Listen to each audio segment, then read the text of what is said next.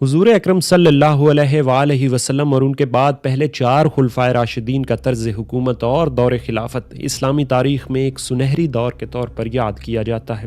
اس دور کے حوالے سے لکھی گئی تاریخ کے ذریعے موجودہ دور کے لوگوں کے لیے یہ ممکن ہو گیا ہے کہ وہ اسلامی طرز حیات کو عملی طور پر اس دورانیے کے دوران مشاہدہ کر سکے اور انسانی معاشرے پر اس کے مثبت اثرات کا تجزیہ کر سکے۔ مگر اس کے ساتھ ہی اسلامی تاریخ کا اگلا دور جو کہ امیر معاویہ بن ابی سفیان کی حکومت سے شروع ہوتا ہے، اس میں بگاڑ کی جو بنیاد پڑی اور جو ملوکانہ اور بادشاہت کا آغاز معاویہ کے دور میں ہوا، اس کی بدترین صورت یزید اور اس کے بعد آنے والی آل مروان کی حکومت میں ہمیں دیکھنے کو ملی۔ خاندان امیہ کی اس جہ پسندی اور خود غرضی کی وجہ سے عالم اسلام مسلسل المیات کا شکار رہا اور وہ سمراٹ جو اقوام عالم کو اس اسلامی انقلاب سے پہنچنے والے تھے، بدقسمتی سے دنیا اس سے محروم رہی۔ آج جس سیریز کا ہم آغاز کرنے جا رہے ہیں، اس میں حضرت عثمان کی شہادت کے اسباب سے لے کر حضرت علی کی شہادت اور امیر معاویہ کی حکومت کے باقاعدہ قیام تک کے زمانے کا تفصیلی ذکر کریں گے، تاکہ آپ حضرات خلافت سے کاٹ کھانے والی ملوکیت تک کے اس سفر کے اسباب، واقعات اور وجوہات کو جان سکیں۔ اس سیریز کو تیار کرنے کے لیے حاصل شدہ تاریخی مواد اور اسناد کا ماخذ علامہ ابو جعفر محمد بن جریر طبری کی کتاب تاریخ طبری ہے۔ یزید کی روایت ہے کہ عبداللہ بن سبا صنعاء کا رہنے والا یہودی تھا، اس کی والدہ سیاہ تھی، وہ حضرت عثمان کے زمانے میں مسلمان ہوا، پھر وہ مسلمانوں کے شہروں میں پھر کر انہیں گمراہ کرنے کی کوشش کرتا رہا۔ پہلے وہ حجاز گیا، پھر بصرہ اور کوفہ گیا اور پھر ملک شام گیا، مگر اہل شام میں سے وہ کسی کو گمراہ نہ کر سکا، انہوں نے اس کو وہاں سے نکال دیا۔ وہاں سے وہ مصر گیا اور وہاں آباد ہو گیا۔ مسلمانوں کے سامنے وہ عجیب و غریب باتیں کیا کرتا تھا، ان میں سے ایک یہ تھی۔ یہ بات عجیب و غریب ہے کہ لوگ یہ کہتے ہیں کہ حضرت عیسیٰ علیہ السلام تو واپس آئیں گے، اور اگر کوئی یہ کہے کہ حضرت محمد صلی اللہ علیہ وآلہ وسلم واپس آئیں گے تو اس بات کو جھوٹ سمجھتے ہیں، حالانکہ اللہ بزرگ و برتر نے یہ کہا، بے شک جس نے قرآن کریم تم پر فرض کیا وہ تمہیں آخرت کی طرف لوٹانے والا ہے، اس لیے محمد صلی اللہ علیہ وآلہ وسلم حضرت عیسیٰ کی نسبت لوٹنے کے زیادہ حقدار ہیں۔ چنانچہ اس کی یہ بات بعض لوگوں نے مان لی اور رجعہ کا مسئلہ مقرر ہو گیا اور لوگ اس مسئلے پر بحث کرنے لگے۔ اس کے بعد وہ کہنے لگا کہ گزشتہ زمانے میں 1000 پیغمبر تھے اور ہر پیغمبر کا ایک وصی ہوتا تھا، اس لیے حضرت محمد صلی اللہ علیہ وآلہ وسلم کے وصی حضرت علی ہیں۔ پھر وہ کہنے لگا کہ محمد خاتم الانبیاء تھے اور حضرت علی خاتم الاوصیاء تھے، اور وہ اس سے بھی آگے بڑھ کر یہ کہنے لگا کہ اس سے زیادہ ظالم کون ہے جس نے رسول اللہ کی وصیت پر عمل نہیں کیا اور رسول اللہ کے وصی کے حق کو غصب کر کے ملت اسلامیہ کا انتظام اپنے ہاتھ میں لے لیا ہے۔ اس کے بعد وہ مسلمانوں سے یہ کہنے لگا، عثمان نے خلافت پر ناحق قبضہ کر لیا ہے اور رسول اللہ کے یہ وصی موجود ہیں، اس لیے تم اس کام کے لیے اٹھ کھڑے ہو جاؤ۔ اس کا آغاز اپنے حکام پر طعن و تشنیع سے کرو اور یہ ظاہر کرو کہ تم نیک کام کرنے کا حکم دیتے ہو اور برے کام سے منع کرتے ہو، اس طرح تم عوام کو اپنی جانب مائل کر سکو گے اور اس کے بعد تم ان کو اس کام کی دعوت دینا۔ اس طرح اس نے پراپوگنڈا کرنے والوں کو چاروں جانب روانہ کیا جو شہروں میں فساد برپا کرتے رہے۔ یہ لوگ خفیہ طور پر اپنی تحریک کو عوام میں دعوت دیتے رہے، مگر بظاہر وہ نیک کاموں کا حکم دیتے اور برے کاموں سے روکتے۔ یہ لوگ مختلف شہروں کے لوگوں کی طرف خطوط بھی بھیجتے اور بظاہر ان خطوط میں وہ اپنے حکام پر نکتہ چینی کرتے تھے۔ دوسرے ساتھی بھی اسی طرح سے خط و کتابت کیا کرتے تھے۔ اس کے علاوہ ہر شہر کے لوگ دوسرے شہر کے لوگوں کو اپنی کارکردگی سے آگاہ کرتے تھے۔ اس طرح ہر ایک شہر کی کارگزاری دوسرے شہر میں پڑھ کر سنائی جاتی تھی، یہاں تک کہ ان کی خبریں مدینہ پہنچ گئی۔ ان لوگوں نے تمام ممالک میں نشر و اشاعت وسیع کر دی تھی۔ وہ جو کہتے تھے یا لکھتے تھے اس کے برعکس مراد لیتے تھے۔ مثلاً ہر شہر کے لوگ یہ کہا کرتے تھے، ہم خیر و عافیت کے ساتھ ہیں اور ان چیزوں میں مبتلا نہیں ہیں جس میں یہ لوگ مبتلا ہیں سوائے اہل مدینہ کے۔ اس قسم کی اطلاعات تمام شہروں سے آئی تھی۔ ہم جس چیز میں مبتلا ہیں اس سے بخیر و عافیت ہے۔ یہ خبریں اہل مدینہ تک بھی پہنچیں تو وہ حضرت عثمان کے پاس پہنچے اور کہنے لگے، اے امیر المومنین، کہ آپ کو بھی وہ اطلاعات ملی ہیں جس سے ہم باخبر ہیں؟ وہ بولے، نہیں، میرے پاس سلامتی کی خبریں آ رہی ہیں۔ وہ بولے، ہمارے پاس ایسی خبریں موصول ہوئی ہیں۔ اس کے بعد انہوں نے وہ کچھ بیان کیا جو انہیں معلوم ہوا تھا۔ حضرت عثمان نے فرمایا، تم میرے شریک کار ہو اور مسلمان اس کے گواہ ہیں، اس لیے تم مجھے مشورہ دو۔ وہ بولے، ہم آپ کو یہ مشورہ دیتے ہیں کہ آپ قابل اعتماد افراد کو مختلف شہروں میں بھیجیں تاکہ وہ صحیح حالات سے آگاہ ہو کر واپس آئیں۔ چنانچہ آپ نے محمد بن مسلمہ کو بلوایا اور انہیں کوفہ کی جانب روانہ کیا۔ اسامہ بن زید کو بصرہ کی جانب روانہ کیا اور عمار بن یاسر کو مصر کی طرف اور عبداللہ بن عمر کو شام روانہ کیا۔ ان کے علاوہ دوسرے لوگوں کو بھی مختلف علاقوں کی جانب روانہ کیا۔ یہ سب حضرت عمار سے پہلے واپس آ گئے اور سب نے کہا، اے لوگو، ہم نے وہاں کوئی ایسی قابل اعتراض بات نہیں دیکھی اور نہ وہاں کے خواص اور عوام کو کسی ناگوار معاملے کا علم ہے۔ مسلمانوں کو اپنے معاملات پر اختیار حاصل ہے اور ان کے حکام ان کے درمیان عدل و انصاف کر رہے ہیں اور ان کی خبر گیری رکھتے ہیں۔ حضرت عمار نے واپس آنے میں تاخیر کر دی، یہاں تک کہ یہ اندیشہ ہو گیا کہ کہیں وہ ناگہانی طور پر شہید نہ کر دیے گئے ہوں۔ آخر کار اچانک عبداللہ بن سعد ابن سرح کا یہ خط آیا کہ حضرت عمار کو مصر کے ایک گروہ نے اپنی جانب مائل کر لیا ہے اور ان کے پاس لوگ اکٹھے ہونے لگے ہیں جن میں مندرجہ ذیل افراد ہیں: عبداللہ بن السودا، خالد بن بلجم، سودان بن حمراء اور کنانہ بن بشیر۔ سیف کی روایت ہے کہ حضرت عثمان نے اسلامی شہر والوں کے نام یہ خط تحریر کیا تھا: میں نے حکام کے لیے ضروری کر دیا ہے کہ وہ ہر موسم حج میں مجھ سے ملاقات کریں۔ جب سے میں خلیفہ مقرر کیا گیا ہوں، میں نے ملت اسلامیہ کے لیے یہ اصول مقرر کر دیا ہے کہ نیکی کا حکم دیا جائے اور برے کاموں سے روکا جائے۔ اس لیے میرے سامنے میرے حکام کے سامنے جو بھی مطالبہ حق پیش کیا جائے گا وہ حق ادا کیا جائے گا۔ میری رعایا کے حقوق میرے اہل و عیال کے حقوق پر مقدم ہوں گے۔ اہل مدینہ کو یہ بات معلوم ہوئی ہے کہ کچھ لوگ گالی دیتے ہیں اور کچھ لوگ زد و کوب کرتے ہیں۔ پوشیدہ طور پر ملامت کرنا، گالی دینا اور مار پیٹ کرنا بہت برا ہے۔ جو کوئی کسی حق کا دعوے دار ہو تو وہ موسم حج میں آئے اور اپنا حق حاصل کرے، خواہ وہ مجھ سے ہی لیا جائے یا میرے حکام سے، یا تم معاف کر دو تو ایسی صورت میں اللہ تعالیٰ معاف کرنے والوں کو جزا دے گا۔ جب یہ خط شہر میں پڑا گیا تو عوام رونے لگے اور انہوں نے حضرت عثمان کے حق میں دعا کی اور کہنے لگے کہ قوی مصیبت کے آثار نظر آ رہے ہیں۔ حضرت عثمان نے شہری حکام کو بلا بھیجا تو مندرجہ ذیل حکام آپ کے پاس آئے: عبداللہ بن عامر اور عبداللہ بن سعد۔ ان کے ساتھ مشورے میں سعید بن العاص اور عمر بن العاص کو بھی شامل کیا گیا۔ اس موقع پر آپ نے فرمایا کہ یہ شکایت کیا ہے اور یہ افواہیں کیسی ہیں؟ باخدا مجھے اندیشہ ہے کہ یہ سچ ثابت نہ ہوں۔ کیا یہ سب باتیں میری وجہ سے ہو رہی ہیں؟ یہ حکام بولے: کیا آپ نے نمائندے نہیں بھیجے اور ہم نے ان لوگوں کے بارے میں اطلاع نہیں بھیجی تھی؟ کیا وہ لوٹ کر نہیں آئے یا ان افراد نے ان سے بالمشافہہ گفتگو نہیں کی؟ باخدا مخبر سچے نہیں ہیں اور نہ وہ راست باز معلوم ہوتے ہیں، بلکہ ان باتوں کی کوئی بنیاد نہیں۔ آپ ان خبروں کی بدولت کسی کو گرفتار نہیں کر سکتے کیونکہ یہ بات آپ کے لیے نامناسب ہوگی۔ یہ سب باتیں افواہوں پر مبنی ہیں۔ ان کی بدولت کسی کا مواخذہ نہیں کیا جا سکتا اور نہ اس سے کوئی نتیجہ نکالا جا سکتا ہے۔ اس پر آپ نے فرمایا کہ تم مجھے مشورہ دو۔ سعید بن العاص نے کہا: یہ جیلی اور بناوٹی معاملہ ہے جو خفیہ طور پر تیار کیا جاتا ہے، اور جب کسی ناواقف کو یہ بات معلوم ہوتی ہے تو وہ اس خبر کو مختلف محفلوں میں تشہیر کرتا ہے۔ آپ نے فرمایا: پھر اس کا کیا علاج ہے؟ انہوں نے کہا کہ ان لوگوں کو بلایا جائے اور پھر ان لوگوں کو قتل کیا جائے جن کی طرف سے یہ افواہیں پھیلتی ہیں۔ عبداللہ بن سعد نے کہا کہ اگر آپ ان لوگوں کو ان کے حقوق عطا کرتے ہیں تو ان سے ان کے واجبات بھی وصول کیجیے، یہ بات انہیں آزاد چھوڑنے سے بہتر ہے۔ امیر معاویہ نے کہا: آپ نے مجھے حاکم مقرر کیا تو میں ایسے لوگوں کا حاکم ہوں جن کی طرف سے کوئی ناخوشگوار بات نہیں نکلے گی، اور یہ دونوں حضرات بھی اپنے علاقوں سے زیادہ واقف ہوں گے۔ آپ نے فرمایا: پھر کیا رائے ہے؟ وہ بولے: حسن ادب۔ آپ نے فرمایا: اے عمر بن العاص، تمہاری کیا رائے ہے؟ وہ بولے: میری رائے یہ ہے کہ آپ نے مسلمانوں کے ساتھ نرمی اختیار کر رکھی ہے اور انہیں ڈھیلا چھوڑ دیا ہے، بلکہ آپ نے حضرت عمر کے زمانے سے زیادہ انہیں عطیات اور وظائف دینے شروع کر دیے ہیں۔ اس لیے میری رائے یہ ہے کہ آپ اپنے دونوں پیش رو حضرات حضرت ابو بکر اور حضرت عمر کے طریقہ پر چلیں۔ جہاں سختی کا موقع ہو وہاں سختی اختیار کریں اور جہاں نرمی کا موقع ہو وہاں نرمی اختیار کریں، کیونکہ جو لوگوں کے ساتھ سازشیں کرتا ہے اس کے ساتھ سختی کرنی چاہیے، اور جو لوگوں کے ساتھ خیر خواہی کرے اس کے ساتھ نرمی کرنی چاہیے، مگر آپ نے دونوں کے ساتھ یکساں سلوک اختیار کر رکھا ہے۔ اس کے بعد حضرت عثمان کھڑے ہوئے اور انہوں نے حمد و ثنا کے بعد یوں فرمایا: تم لوگوں نے جو مشورے مجھے دیے ہیں وہ میں نے سن لیے ہیں۔ ہر کام کے انجام دینے کا ایک طریقہ ہوتا ہے، اور وہ بات جس کا اس امت کو اندیشہ ہے ہو کر رہے گی۔ اس فتنے کا جو دروازہ بند ہے اسے نرمی اور موافقت اور اطاعت کے ذریعے بند رکھنے کی کوشش کی جائے گی، البتہ اللہ کے حدود و قوانین کی حفاظت کی جائے گی۔ اگر اس کے دروازے کو بند رکھنا ہے تو نرمی کا طریقہ بہتر ہے، تاہم یہ کھل کر رہے گا اور کوئی اسے روک نہیں سکے گا۔ اللہ جانتا ہے کہ میں نے لوگوں اور اپنی ذات کی بھلائی کے لیے کوئی سستی نہیں کی۔ باخدا فتنہ اور فساد کی چکی گردش میں آ کر رہے گی۔ عثمان کے لیے کیا ہی اچھا ہے کہ وہ اس فتنہ کو برپا کرنے سے پہلے ہی رخصت ہو جائے۔ تم لوگوں کو روکو اور ان کے حقوق ادا کرو اور ان سے درگزر کرو، البتہ اللہ کے حقوق کی ادائیگی میں سستی نہ کرو۔ جب حضرت عثمان نے حج کا ارادہ کیا تو انہوں نے معاویہ اور عبداللہ بن سعد کو مدینہ روانہ کیا اور ابن عامر اور سعید بن العاص ان کے ساتھ روانہ ہوئے۔ حضرت عثمان روانہ ہو گئے تو ایک نعت خوان نے یہ رجزیہ اشعار پڑھے: تمام کمزور سواریاں اور لوگ جانتے ہیں کہ ان کے بعد امیر حضرت علی ہوں گے۔ حضرت زبیر بھی پسندیدہ جانشین ہیں اور طلحہ بھی اس کے حقدار ہیں۔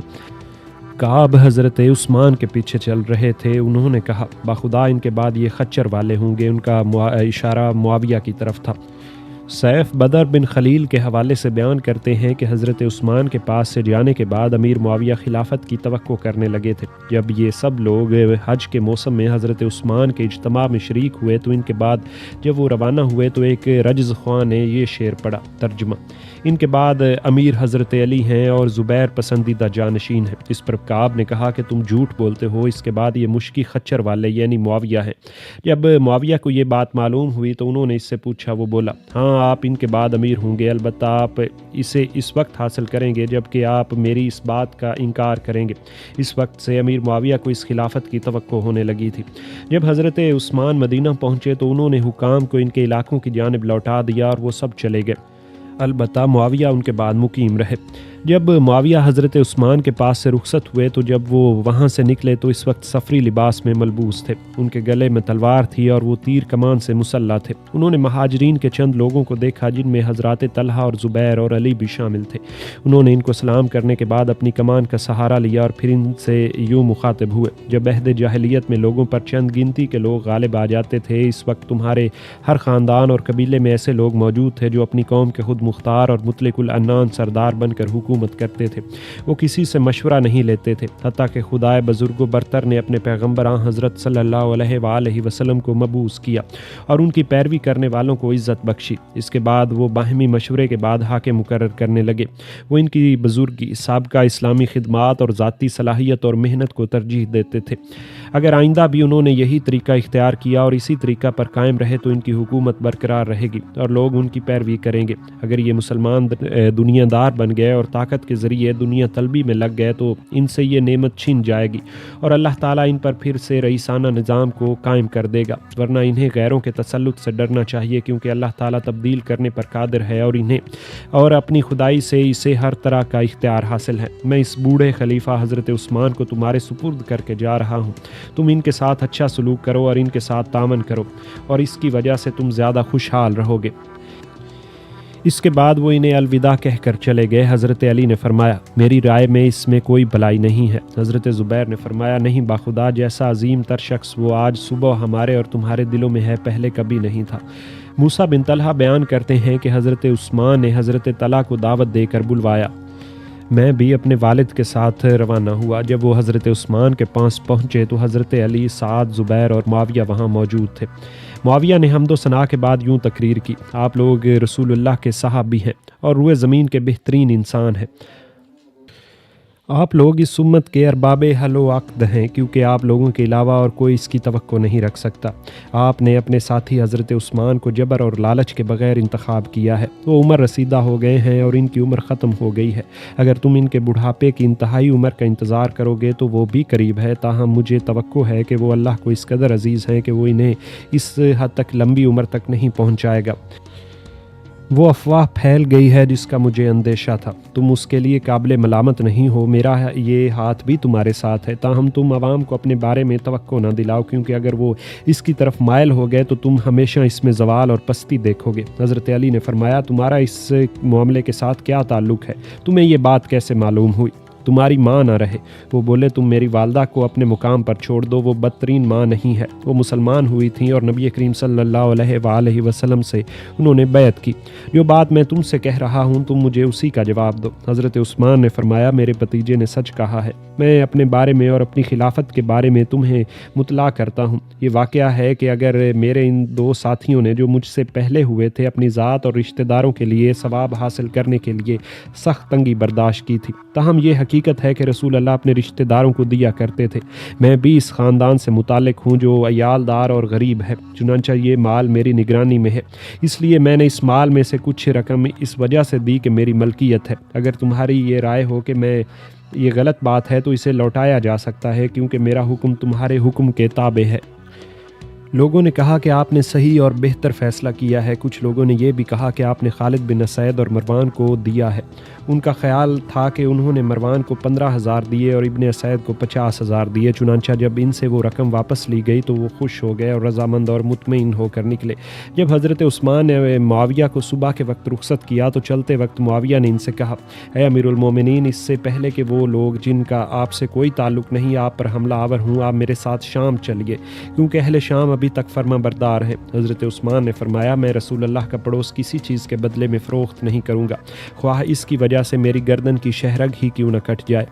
معاویہ نے کہا کہ میں آپ کے پاس ایک لشکر بھیج دوں گا جو اہل مدینہ کے قریب رہے، تاکہ وہ مدینہ میں یا آپ پر کوئی اچانک حادثہ رونما ہو تو اس وقت کام آئے۔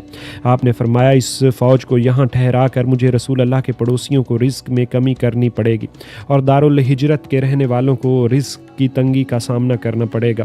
معاویہ نے کہا کہ اے امیر المومنین، باخدا آپ پر اچانک حملہ ہوگا اور آپ کو جنگ کرنی پڑے گی۔ آپ نے فرمایا، اللہ میرے لیے کافی ہے اور وہی عمدہ کارساز ہے۔ پھر معاویہ روانہ ہوئے، کچھ حضرات کے پاس ٹھہرے اور پھر چلے گئے۔ اس دوران میں اہل مصر نے اپنے متابعین کے ساتھ خط و کتابت جاری رکھی اور وہ اپنے حکام کے خلاف بغاوت کر دیں۔ اس خط و کتابت کے سلسلے میں اہل کوفہ اور اہل بصرہ اور دیگر علاقوں کے سبھی متابعین شامل تھے۔ انہوں نے اس مقصد کے لیے دن بھی مقرر کر دیا تھا جبکہ ان کے حکام وہاں سے روانہ ہوئے تھے، مگر اہل کوفہ کے علاوہ کہیں یہ سازش کامیاب نہیں ہوئی۔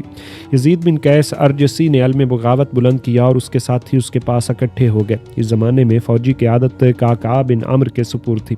وہ اس کے پاس آیا، اس وقت لوگ اسے گھیرے ہوئے تھے۔ یزید نے قعقاع سے کہا، آپ میرے اور ان لوگوں کے درپے کیوں ہیں؟ باخدا میں مطیع اور فرما بردار ہوں اور اپنی جماعت کے ساتھ ہوں، البتہ میں یہ چاہتا ہوں کہ سعید بن العاص اپنے عہدے سے استعفیٰ دے دے۔ وہ بولا، کیا میں خاص لوگوں سے اس کام کا استعفیٰ طلب کروں جن پر عوام راضی اور مطمئن ہیں؟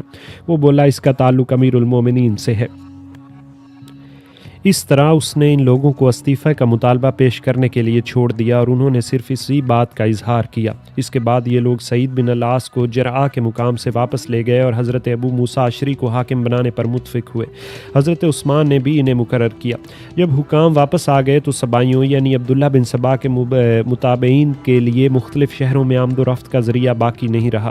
انہوں نے مختلف شہروں میں اپنے پیروکاروں کو لکھا کہ وہ مدینہ کے قریب پہنچے تاکہ وہاں پہنچ کر وہ غور کر سکیں کہ وہ کیا چاہتے ہیں۔ انہوں نے یہ ظاہر کیا کہ وہ نیک کاموں کا حکم دے رہے ہیں اور وہ حضرت عثمان سے چند باتیں دریافت کرنا چاہتے ہیں جو عوام میں مشہور ہیں، اس لیے وہ اصل حقیقت معلوم کرنے کے لیے جا رہے ہیں۔ چنانچہ وہ مدینہ پہنچ گئے۔ حضرت عثمان نے دو اشخاص کو بھیجا، ایک شخص کا تعلق قبیلہ بنی مخزوم سے اور دوسرے کا تعلق قبیلہ زہرہ سے تھا۔ انہیں یہ ہدایت دی، تم دونوں معلوم کرو کہ وہ کیا چاہتے ہیں اور ان کے بارے میں پوری معلومات حاصل کرو۔ یہ دونوں حضرت عثمان کی تادیبی کارروائیوں کا شکار ہو چکے تھے، تاہم ان دونوں نے حق و صداقت کا احترام کیا اور کینہ لے کر نہیں گئے۔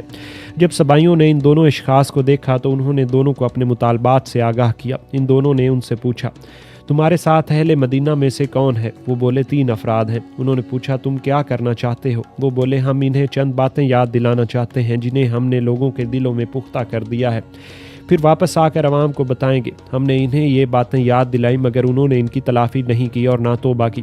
اس کے بعد ہم حاجیوں کی حیثیت سے آئیں گے اور انہیں گھیر کر معزول کر دیں گے، اور اگر وہ اس سے انکار کریں تو ہم انہیں قتل کر دیں گے۔ وہ دونوں واپس آئے اور حضرت عثمان کو صورتحال سے آگاہ کیا۔ آپ ہنسنے لگے اور پھر فرمایا، اے اللہ تو ان کی اصلاح فرما، اور اگر تو نے انہیں درست نہیں کیا تو وہ تفرقہ اندازی اور انتشار پیدا کر دیں گے۔ جہاں تک عمار کا تعلق ہے، انہوں نے عباس بن عتبہ بن ابی لہب پر حملہ کیا تھا اور اس سے جنگ کی تھی۔ محمد بن ابی بکر پر تعجب ہے کیونکہ وہ یہ سمجھ رہے ہیں کہ حقوق ان کے ذمہ لازم نہیں ہیں۔ ابن سہلہ بھی ابتلا اور فتنہ کا شکار ہو رہے ہیں۔ آپ نے اہل کوفہ اور اہل بصرہ کو خط لکھے اور نماز میں شریک ہونے کا اعلان کرایا۔ جب رسول اللہ صلی اللہ علیہ وآلہ وسلم کے صحابہ کرام نے آپ کو چاروں جانب سے گھیر لیا تو آپ نے حمد و ثنا کے بعد ان لوگوں کے حالات سے انہیں آگاہ کیا اور وہ دونوں مخبر بھی کھڑے ہو گئے۔ سب نے متفق ہو کر کہا کہ آپ ان سب کو قتل کر دیں، کیونکہ رسول اللہ نے فرمایا ہے، جو شخص مسلمانوں کا مستقل خلیفہ یا حاکم ہوتے ہوئے اپنے یا کسی اور شخص کے لیے پراپوگنڈا کرے تو اس پر اللہ کی لعنت ہے، تم اسے قتل کر دو۔ حضرت عمر بن خطاب نے بھی فرمایا ہے، میں تمہارے لیے ایسے شخص کے لیے کوئی رعایت نہیں دیتا ہوں مگر یہ کہ تم اسے مار ڈالو، میں بھی اس کام میں تمہارا شریک ہوں۔ حضرت عثمان نے فرمایا ہم انہیں معاف کرتے ہیں اور درگزر کرتے ہیں اور اپنی کوشش کے مطابق انہیں دیکھتے رہیں گے۔ ہم کسی سے دشمنی نہیں رکھیں گے جب تک کہ وہ کسی حد شرعی کے گناہ کا مرتکب نہ ہو یا کفر کا اظہار نہ کرے۔ ان لوگوں نے ایسی باتوں کا ذکر کیا ہے جنہیں وہ اس طرح جانتے ہیں جس طرح تم جانتے ہو، مگر وہ مجھے اس لیے یاد دلانا چاہتے ہیں تاکہ ناواقف لوگوں کے سامنے ان کی اشاعت کر سکے۔ وہ یہ کہتے ہیں، اول، میں نے سفر میں نماز پڑھی، حالانکہ وہ اس صورت میں مکمل نہیں پڑھی جاتی۔ اس کی وجہ یہ ہے کہ میں ایسے شہر میں تھا جہاں میرے اہل و عیال تھے، اس لیے میں نے پوری نماز پڑھائی۔ کیا یہ بات صحیح ہے؟ لوگوں نے کہا ہاں صحیح ہے۔ دوسری، وہ لوگ کہتے ہیں کہ میں نے چراگاہ کو محفوظ کیا۔ میں نے باخدا اپنے لیے کوئی چراگاہ محفوظ نہیں کی، اور نہ میں نے کسی ایک مخصوص آدمی کے لیے ایسی چراگاہ کو محفوظ رکھا ہے جس پر اہل مدینہ غالب نہ آ جاتے ہوں۔ پھر میں نے رعایا میں سے کسی کو نہیں روکا، بلکہ اسے مسلمانوں کے صدقات کے لیے محدود رکھا ہے تاکہ کسی کے ساتھ کوئی جھگڑا اور تنازع برپا نہ ہو سکے۔ پھر میں نے کسی کو روکا نہیں ہے۔ تیسرا، جہاں تک میری ذات کا تعلق ہے تو 2 سواریوں کے علاوہ میرے پاس کوئی مویشی نہیں ہے، نہ بکریاں ہیں، نہ بھیڑیں، اور نہ کوئی دوسرا جانور۔ جب میں خلیفہ مقرر ہوا تھا اس وقت اہل عرب میں سب سے زیادہ میرے پاس بھیڑ، بکریاں اور اونٹ تھے، مگر اب حج کی سواری کے لیے 2 اونٹوں کے علاوہ اور کچھ نہیں ہے۔ کیا ایسا ہی ہے؟ لوگوں نے کہا ہاں۔ قرآن کے ایک نسخے میں جمع کرنا۔ چوتھا، یہ لوگ کہتے ہیں کہ قرآن کریم کئی کتابوں میں تھا، میں نے اسے ایک کر دیا۔ قرآن کریم ایک ہے جو خدائے واحد کی جانب سے نازل ہوا، اور میں اس معاملے میں لوگوں کا تابع ہوں۔ کیا ایسا ہی ہے؟ مسلمانوں نے کہا ہاں بے شک یہی بات ہے۔ نیز انہوں نے پھر مطالبہ کیا کہ وہ انہیں قتل کر دیں گے۔ آپ نے مزید فرمایا۔ پانچواں، یہ لوگ کہتے ہیں کہ میں نے حکم کو واپس بلا لیا، حالانکہ رسول اللہ نے انہیں جلا وطن کر دیا تھا۔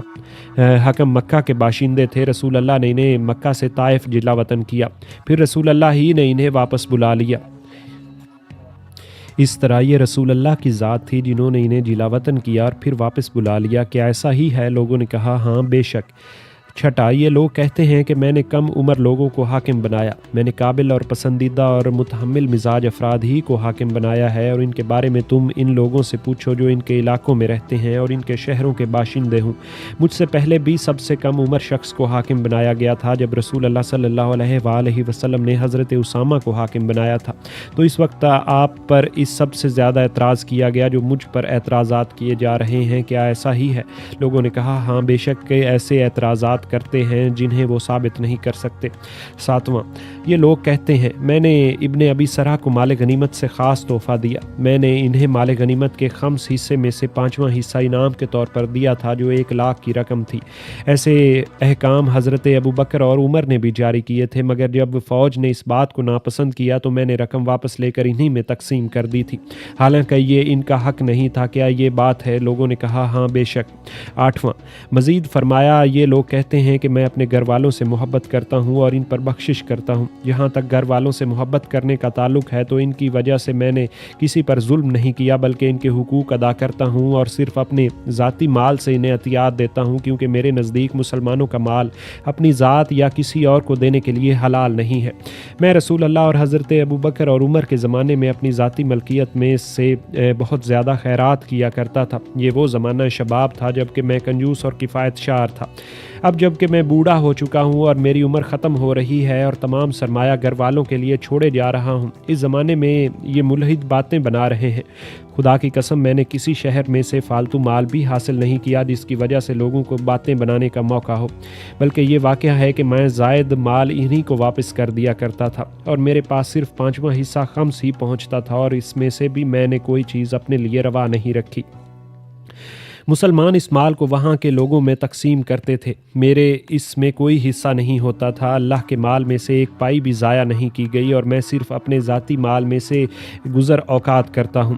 نامہ، یہ لوگ کہتے ہیں کہ آپ نے اراضی لوگوں کو عطا کی۔ اراضی میں مہاجرین و انصار کے وہ لوگ شریک تھے جنہوں نے اسے فتح کیا، لہٰذا جو شخص اس فتوحات کے مقام پر مقیم ہے وہ اسی کا مالک ہے، مگر جو اپنے اہل و عیال کے پاس آ گئے تو ان کے ساتھ وہ اراضی منتقل نہیں ہوئی۔ اس لیے میں نے اس قسم کی اراضی کے بارے میں غور و خوض کیا تو اصلی مالکوں کی اجازت اور مرضی سے عرب کی اراضی کے ساتھ اس کا تبادلہ کیا۔ اس طرح یہ اراضی انہی لوگوں کے قبضے میں ہے، میری ملکیت میں نہیں۔ حضرت عثمان نے اپنے مال و متاع اور اراضی بنو امیہ میں تقسیم کر دی تھی اور اپنی اولاد کو بھی اس کا ایک عام حصے دار بنایا تھا۔ اس تقسیم کا آغاز انہوں نے فرزندان ابو العاص سے کیا تھا، چنانچہ آل حکم میں سے ہر ایک کو 10-10 ہزار دیے۔ اس طرح ان سب نے کل 1 لاکھ کی رقم حاصل کی تھی۔ انہوں نے اپنے فرزندوں کو بھی اسی قدر رقم دی تھی۔ نیز بنو العاص اور بنو العیز اور بنو حرم میں بھی مال اور دولت کو تقسیم کر دیا تھا۔